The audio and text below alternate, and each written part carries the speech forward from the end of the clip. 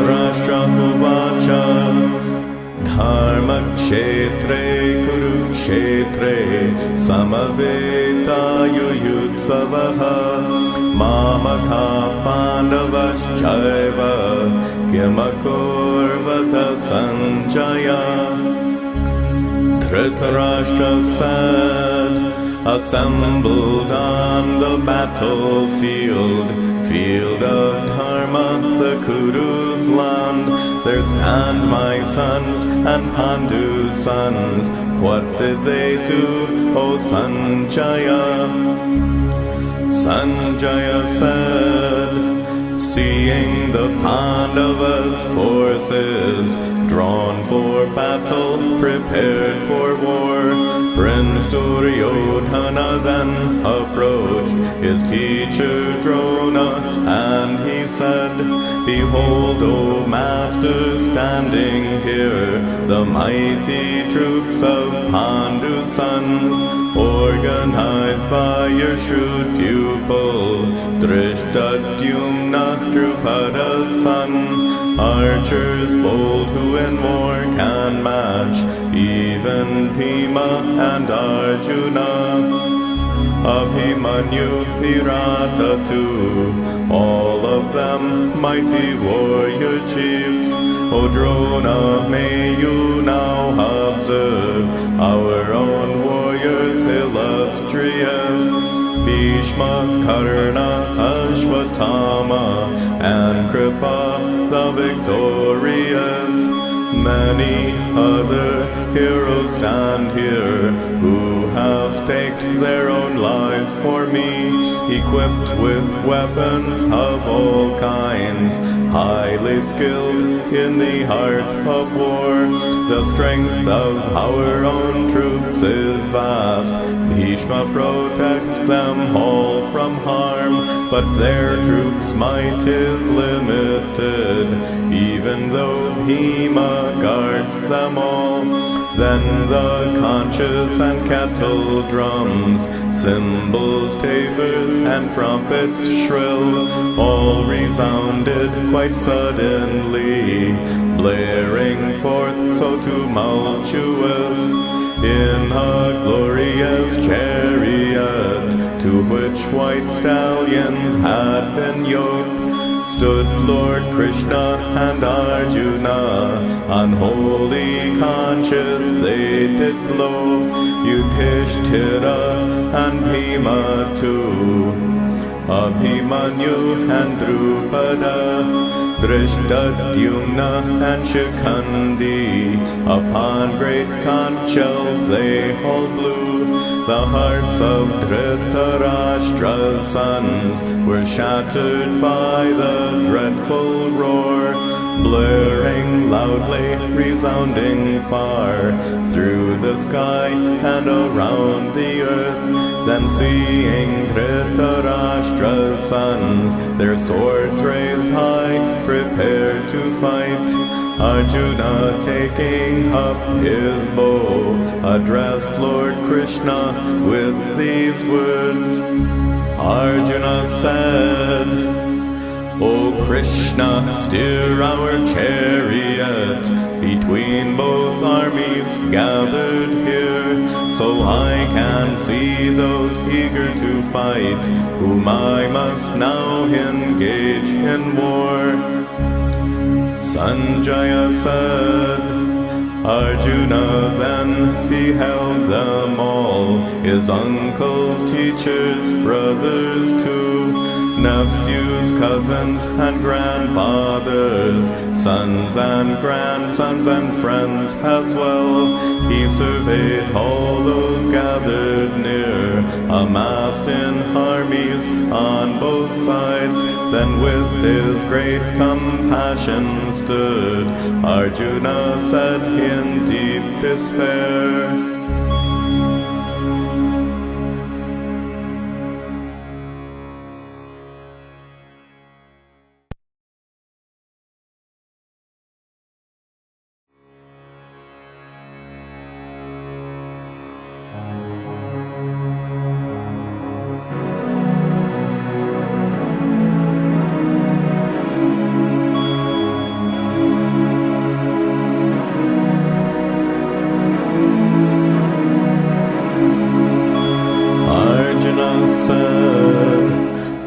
Krishna, seeing my own folk here assembled, eager to fight, my body shakes, my limbs fall limp, my mouth is parched, my hair on end, my bow slips from my quaking hand, and my skin seems to burn with fire.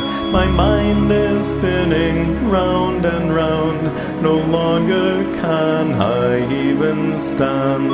Our own teachers and relatives, for whom we are prepared to fight, all stand arrayed for battle here, giving up their own lives and wealth.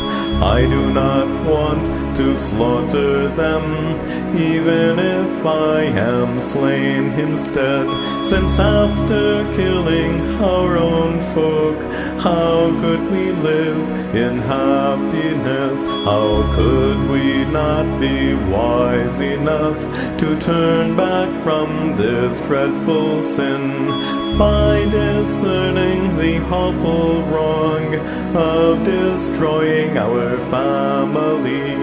If our family is destroyed, ancient dharma will perish too.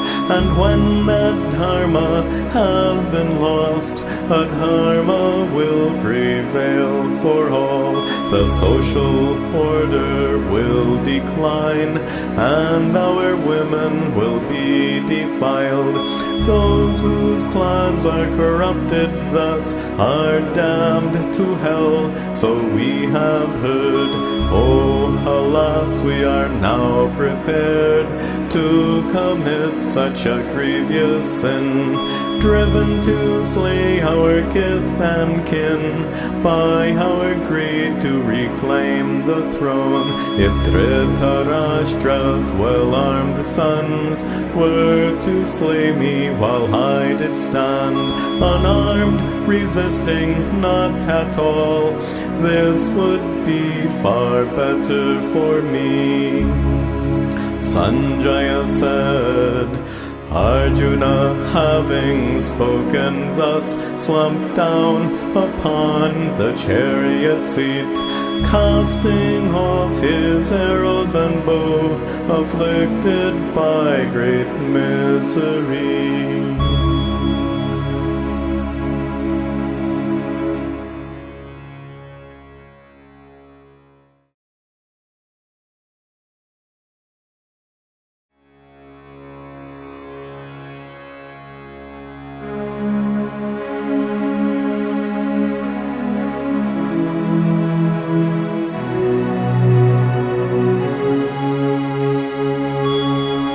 Sanjaya said, then Lord Krishna did thus address Arjuna, sunk in deep despair, with eyes downcast and full of tears, overcome by his tenderness. The blessed Lord said, O Arjuna, how can you be disheartened at this crucial time? Your impious and shameful mood will bring you down in great disgrace. Yield not to this unmanliness, for it befits you not at all. Cast off this mean faint-heartedness, arise and fight, O Arjuna. Arjuna said, O Krishna, how can I oppose Bhishma and Drona in this war? How can I pierce with arrows sharp those worthy of my reverence? Rather than slaying such great men, better to live a life of alms, since by killing them I would gain their wealth and treasures stained with blood. By weakness I am overcome, as to dharma I am confused. Tell me for certain what is best. I am your student, teach me please. Sanjaya said, after saying, I shall not fight, silently Arjuna did sit. Then Lord Krishna began to speak, with a slight smile upon his lips. The blessed Lord said, you mourn those who need not be mourned, yet you speak words of wisdom too. The truly wise mourn not for those who are dead and those yet to die. Never have I existed not, nor have you, nor these kings of men, nor shall we ever cease to be. In the future, in later lives, the one who in this body dwells through childhood, youth, and in old age, will then another body gain. In this the wise are not confused. These bodies destined to expire all possess an eternal soul, indestructible beyond thought. Therefore go fight, O Arjuna. Neither born nor subject to death, the soul will never cease to be, eternal and immutable, living on when the body dies. Just as one casts away worn clothes, dressing again in new attire, so too when old bodies expire, a soul acquires others new. Not by weapons can it be pierced, nor by fire can it be burned.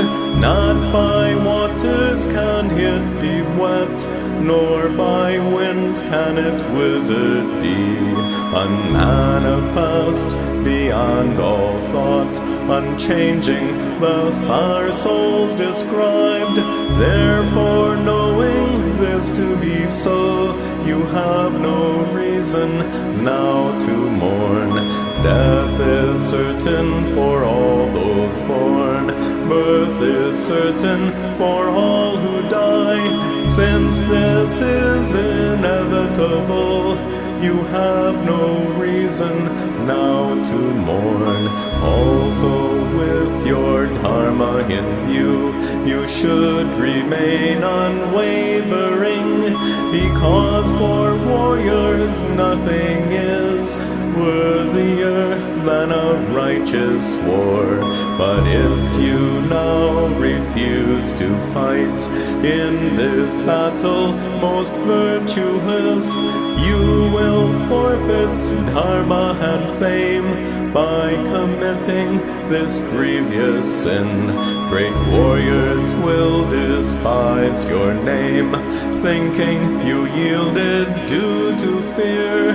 Your enemies with vicious words will degrade you, a dreadful shame. If you die, heaven you will gain.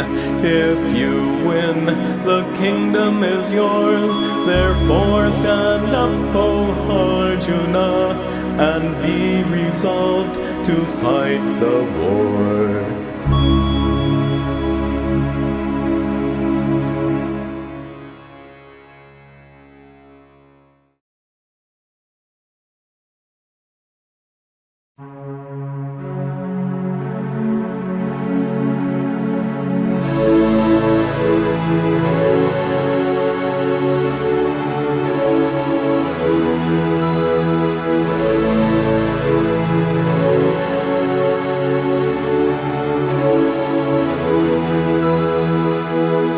Thus far of wisdom I have spoke, of karma yoga listen now, practicing which you shall be freed from the bondage of all your deeds.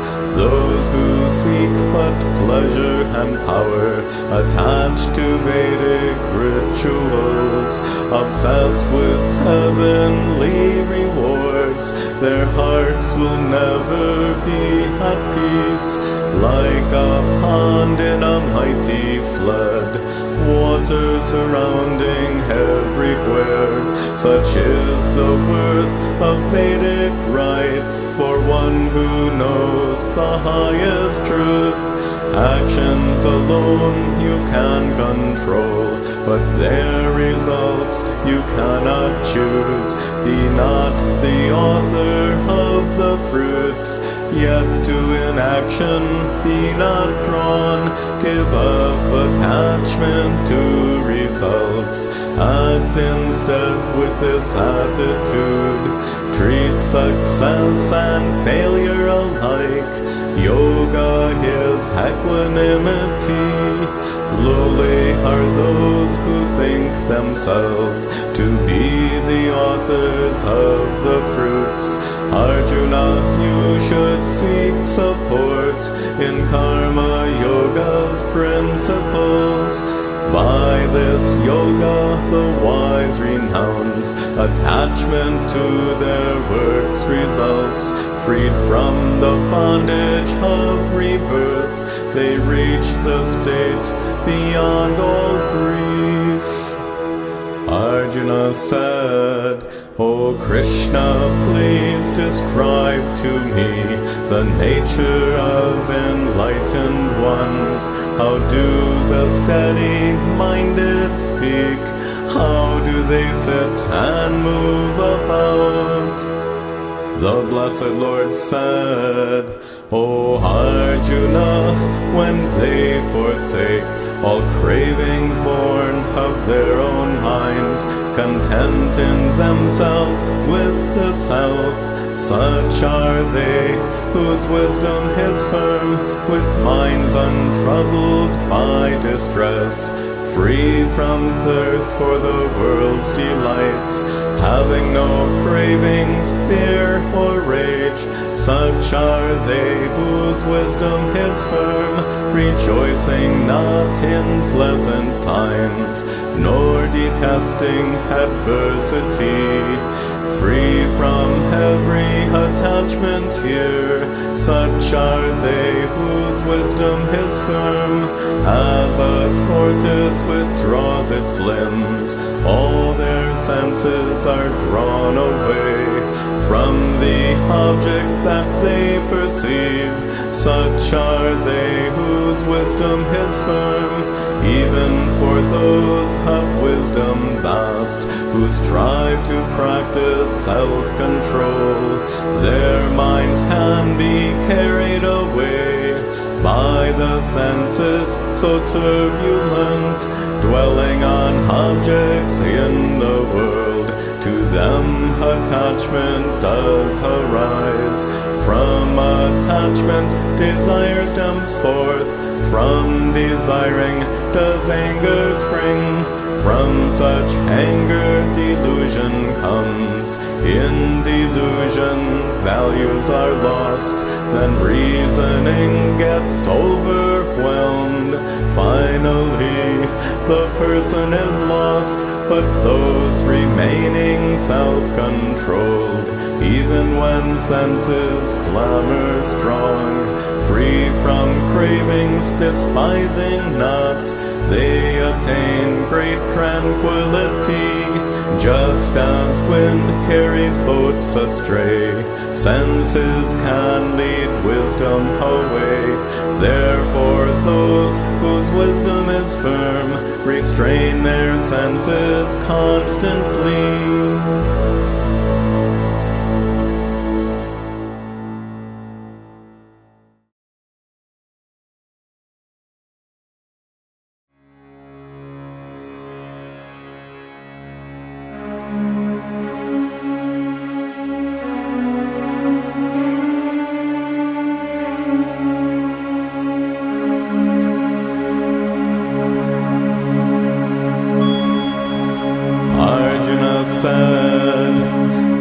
If you think wisdom does excel better than acting on desires, O Krishna, why then urge me now to take part in this awful war? Your words seem confusing to me, they appear contradictory. Tell me truly the path for me, by which I gain the highest good. The blessed Lord said, in this world there are but two paths, declared by me so long ago. Wisdom for the contemplative, Karma Yoga for active ones, those who withdraw from worldly acts, yet continue to dwell upon all the pleasures they once enjoyed. Deluded they live in deceit, but those whose senses are controlled, who work remaining unattached, practicing Karma Yoga thus, such as they are to be extolled. Fulfill your duties as obliged, deeds are better than idleness. Give up attachment, do your work as a ritual sacrifice. By sacrifice the gods are pleased, when pleased the gods will strengthen you. Serving each other in this way, you shall obtain the highest good. But those who offer not their gifts, yet enjoy what the gods do grant, they are but thieves incurring sin, acting for their own sakes alone. All your duties you must perform without attachment to the fruits.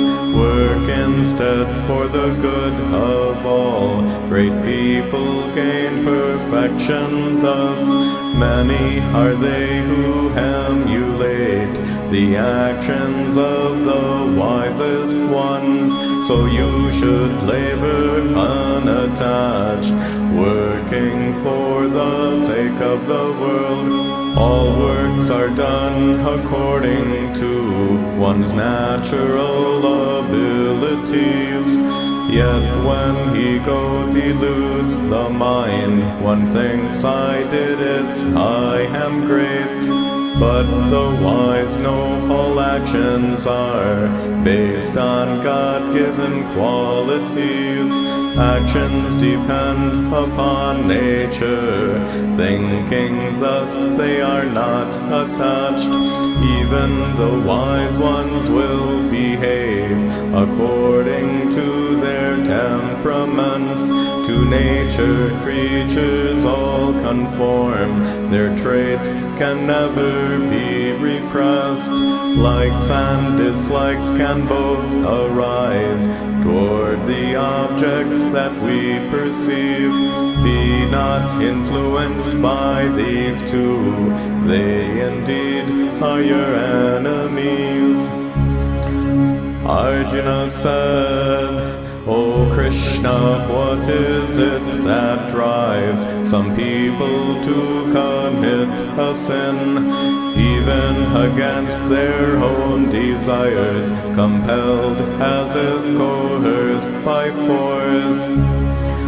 The blessed Lord said, it is desire, it is rage, ravenous and malevolent, born of passionate tendencies. Know this to be your enemy. Even the wisdom of the wise is eclipsed by this enemy. A raging foe, intense desire, unquenchable like burning fire.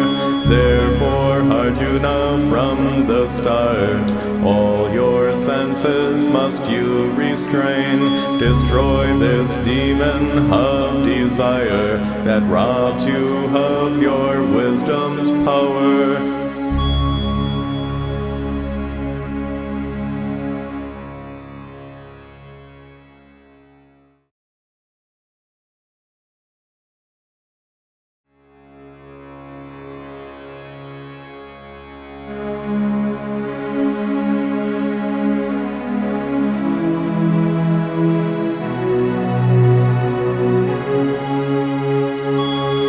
The Blessed Lord said, "This yoga I did first impart to the Sun God so long ago.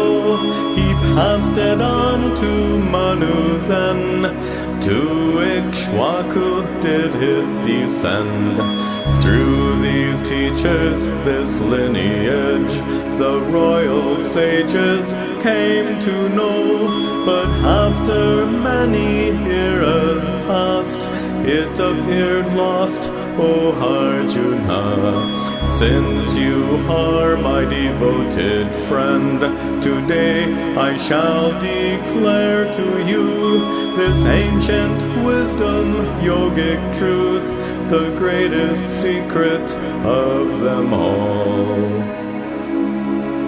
Arjuna said, "But your birth here upon this land came later than the sun's first dawn. How then am I to understand that you taught at the very start?" The Blessed Lord said, "Many births I have had before, as you have too, O Arjuna. Each of my births I know quite well, but of your births you do not know. I am unchanging and unborn, Lord of all creatures, thus am I, holding nature in my control. By my power I took this form. Whenever Dharma wanes away in the rise of unrighteousness, O Arjuna, I then return, incarnating myself again, to protect good people from harm, to destroy all the wicked ones, to re-establish Dharma here. I am born in age after age. Those who know the reality of my birth and my deeds divine, when their bodies are cast aside, not reborn, they shall come to me. Those free from anger, greed, and fear, purified by this wisdom's power, devoted to me totally, many such reach my state supreme."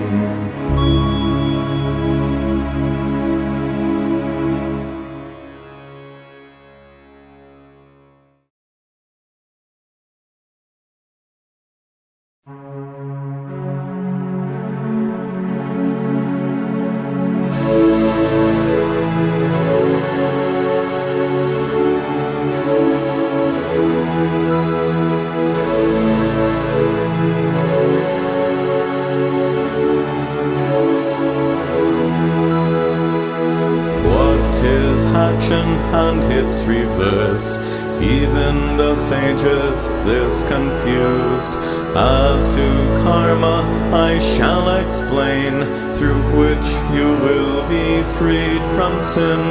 Those who perform their every deed without desire for the fruits, by the fire of knowledge cleansed, all the sages declare them wise, free from attachment to results, always satisfied, self-content, even when they engage in work. Truly they labor not at all, soul, satisfied with whatever comes, free from envy and prejudice, unchanged in failure and success. By karma they are never bound, they offer fruits their works have reaped, as a sacrifice to the Lord, resolved in wisdom unattached. All their karmas will fade away. Some pour oblations into fire, others sacrifice to the gods. Some offer their sense faculties into the fire of self-restraint. Some bear penance as sacrifice, others do yogic exercise, or Vedic chanting study too, or the practice of breath control. Those who partake in sacrifice realize Brahman, eternal God, but those who offer not at all gain nothing here or hereafter.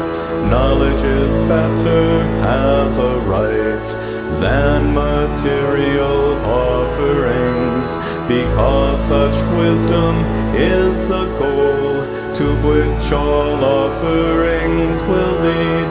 For this knowledge you should inquire, with humble heart prepared to serve. Those who know, perceivers of truth, will impart their wisdom to you, even if you happen to be the worst of sinners in the world. This knowledge, like a floating raft, will carry you across all sin, just as a blazing fire destroys, reducing heaps of wood to ash. So in the fire of knowledge too, all karmas are completely burnt. In the world nothing else exists that purifies as knowledge can. Such knowledge one with faith can gain, and soon attain to peace supreme.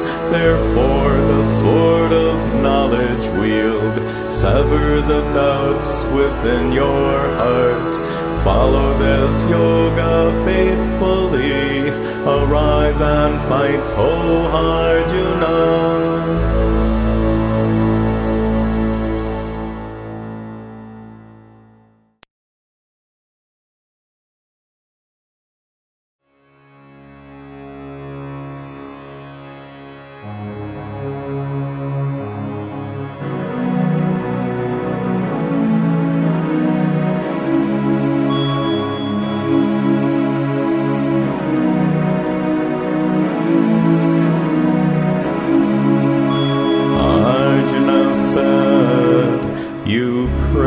Renunciation first, then karma yoga you extolled.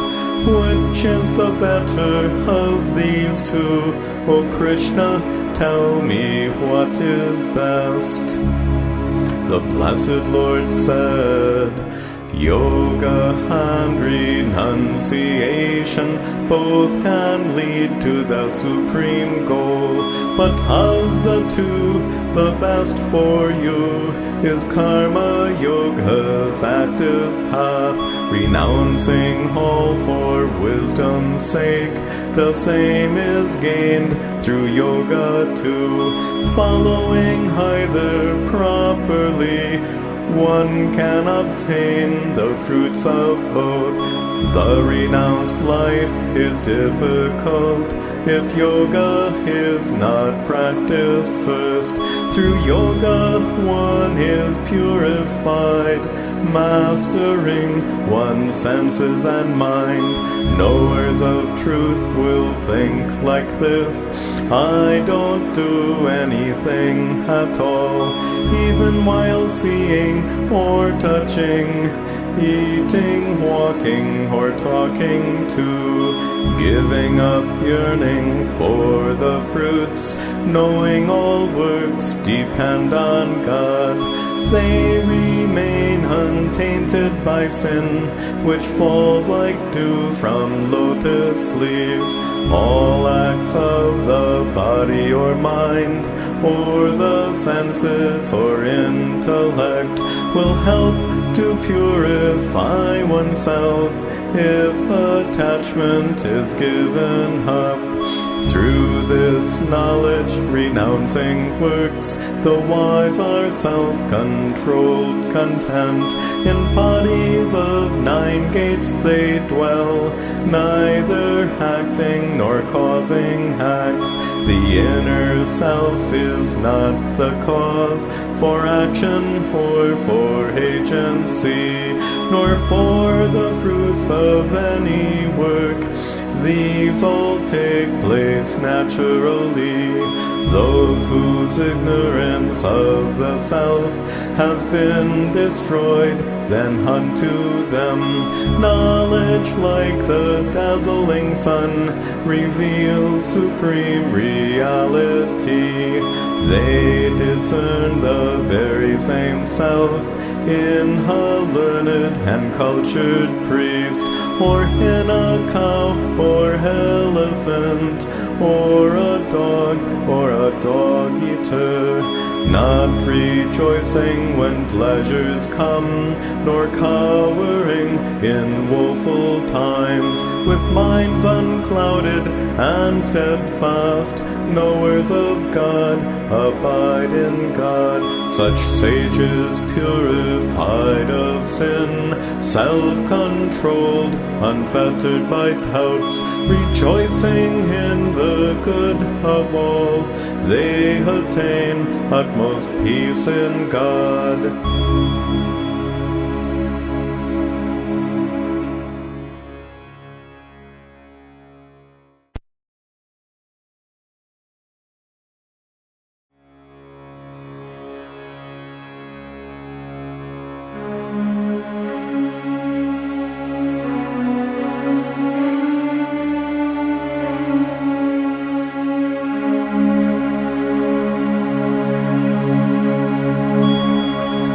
The blessed Lord said, those who fulfill their duties here, not impelled by the fruits of work, such yogis are renunciates, not those who merely forsake deeds, when they are no longer attached to objects or experience, giving up all other pursuits.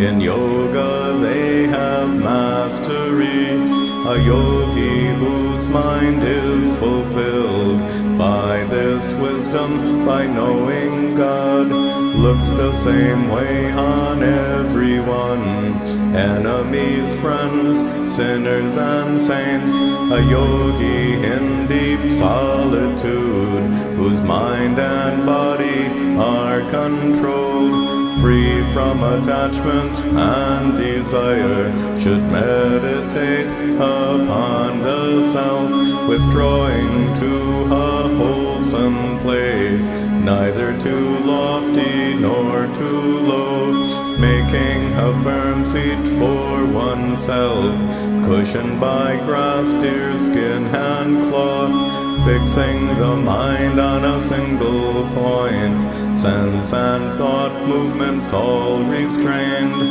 Seated there one should meditate for purity of mind and heart, head, neck and body held erect, remaining steady, motionless, gazing toward the tip of the nose, looking not at anything else. The yogi meditating thus, whose mind is always well controlled, attains nirvana, perfect peace, in a state of union with me. Like a lamp in a windless place, does not flicker, the same is true, for yogis whose minds are controlled, meditating upon the self. When their thoughts have finally ceased, restrained by meditation strong, seeing the self with watchful minds, in the self they remain content. Having attained that lofty state, no greater gain can they describe. Thus established they will remain, unshaken even by grave pain. So bit by bit withdraw your mind, firmly grasping the intellect. Fix your mind on the self alone, thinking not of anything else. Wheresoever your mind might stray, being impulsive and restless, bring your mind back repeatedly, make it dwell only on the self. Those who always meditate thus easily gain the highest bliss. They see the self in everything and see everything in the self. Those who perceive me everywhere and perceive everything in me, constantly abiding in me, such yogis are the best of all. Arjuna said, O Krishna, my mind wanders much. It's stubborn and impassioned too.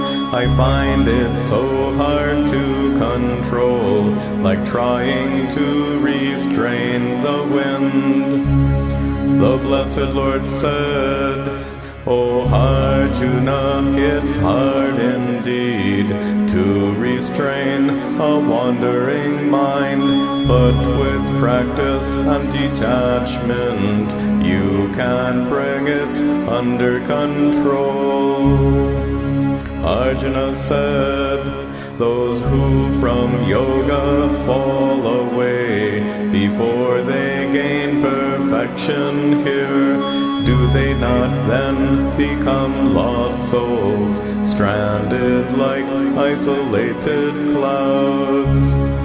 The blessed Lord said, not here nor in their later lives would their efforts ever be lost, because no one who strives for God shall to misfortune fall again. They might go to heavenly worlds and dwell in peace for countless years, or be reborn in a pious home. Such a birth here is rare indeed. Whatever wisdom they once held will be regained in later lives.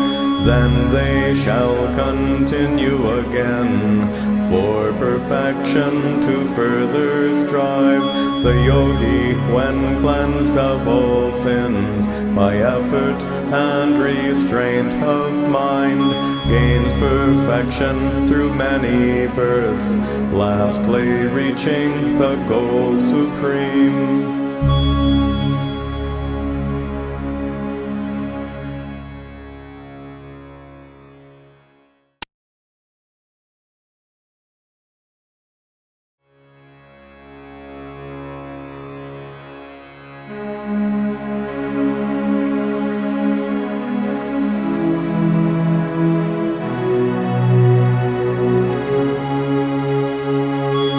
The blessed Lord said, O Arjuna, please listen now, so you can know me totally. When you completely understand, nothing here will remain unknown. Among the thousands in the world, Just a few for perfection strive. Even then, among those who try, few know me in reality. All beings, everything that is, from my own nature did evolve. I am the source and utmost end of the entire universe. There exists nothing here, indeed, that transcends me, O Arjuna. The universe is strung on me like pearls upon a single thread. I am the light of sun and moon, and the sweet fragrance of the earth. I am the brilliant glow of fire, and in all creatures I am life. For all beings I am the seed, and the true wisdom of the wise. I am the glory of the great, and the might of the powerful. From my nature all this evolved, from sattva, rajas, and tamas. The world deluded by Maya fails to know me beyond these three. Threefold is my divine Maya. It's difficult to comprehend. Only those who resort to me can hope to ever cross beyond. Four kinds of people worship me. Among those who do noble works, the desperate, those wanting wealth, seekers of knowledge, and the wise. All the four are commendable, yet the wise, they appear to me to be my very self indeed. In me, the highest goal they dwell. But those whose wisdom has been robbed due to their passionate desires, they worship other gods instead, driven by their own selfishness. Worshipping to fulfill desires, limited are the fruits obtained. Praying to gods, the gods are gained. But those who seek me come to me. To all I am not visible, hidden by Maya's failing power. The world deluded knows me not, as unborn and immutable. But those, the righteous, free from sin, who worship me wholeheartedly, they know the full reality of karma, Brahman, and the self.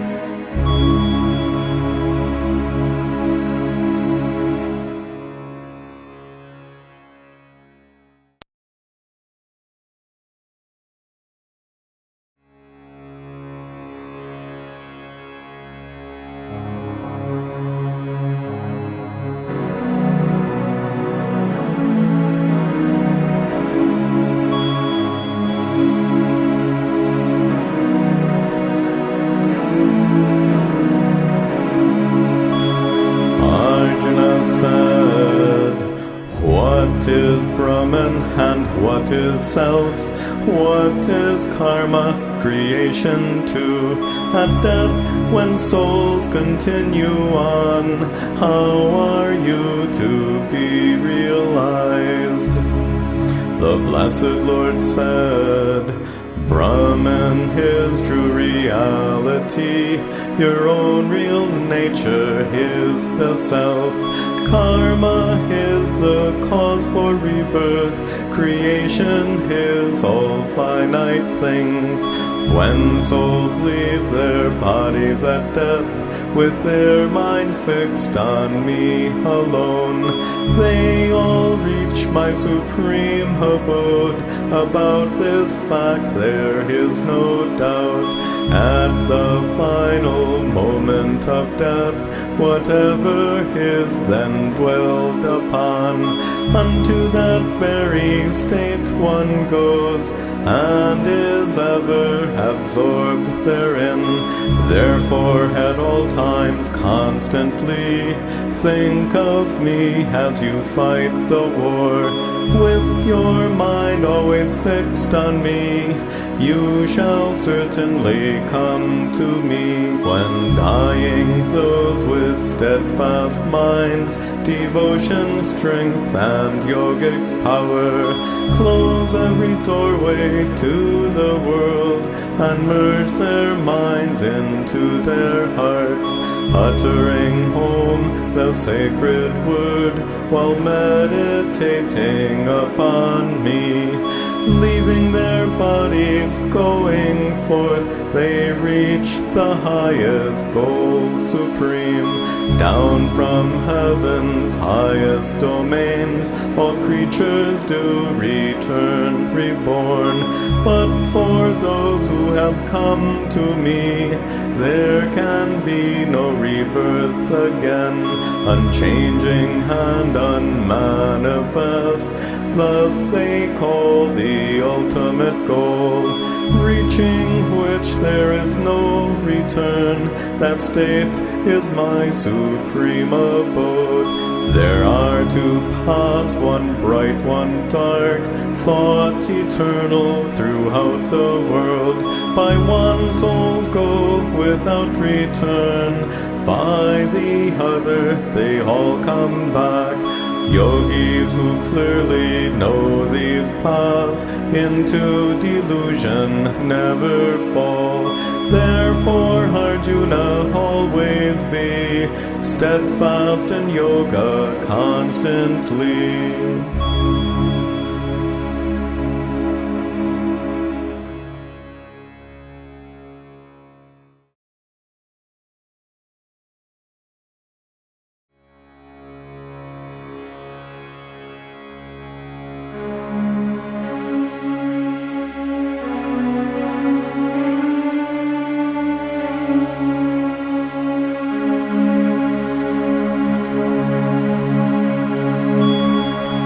The blessed Lord said, unto you I shall now declare of all knowledge the most obscure. Knowing this highest sacred truth, you will be freed from suffering. This entire vast universe is pervaded by me unseen. All things exist because of me, but I do not depend on them. Just as the atmosphere above, though enormous, abides in space, in the same way, please understand, everything here abides in me. All creatures at the end of time unto my nature must return. When the world's next cycle begins, once again I will send them forth. Nature under my sole control produces everything that is animate and inanimate. Thus the cycle of life proceeds. The ignorant perceive me not, since I assumed a human form. They fail to grasp my higher truth as the great Lord of all that is. But those whose minds are vast indeed recognize my nature divine.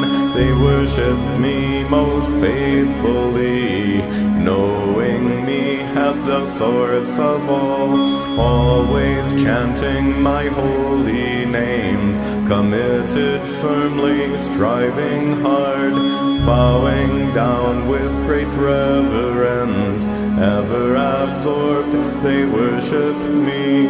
Others through knowledge worship me, regarding me in diverse ways, as being one or manifold, or manifesting as all forms. I am the rites and sacrifice, I am the fire and offerings, I am the Vedas mantras too, and the sacred syllable Om. I am the Lord and highest goal, shelter, refuge, and friend as well, source, sustainer, destroyer too, the everlasting reservoir, wanting to dwell in heaven's realms. They worship me through Vedic rites. Indra's kingdom they can achieve, and there enjoy divine delights, having enjoyed that paradise. When all their grace has been consumed, they return to this mortal plane. Seeking pleasure they come and go, but those who pray me steadfastly, even those praying other gods, full of faith they all come to me, even if they break Vedic rules. A flower, leaf, water or fruit, anything given with true love, all such offerings I accept from those whose minds and hearts are pure. Whatever you eat or you do, whatever you give or sacrifice, whatever penance you perform, do as an offering to me. Even if the most wicked ones worship me with one-pointed minds, they soon acquire righteous hearts. None devoted to me can fail. Worship me with your heart and mind. Offer sacrifice and respect. Be devoted entirely. You shall certainly come to me.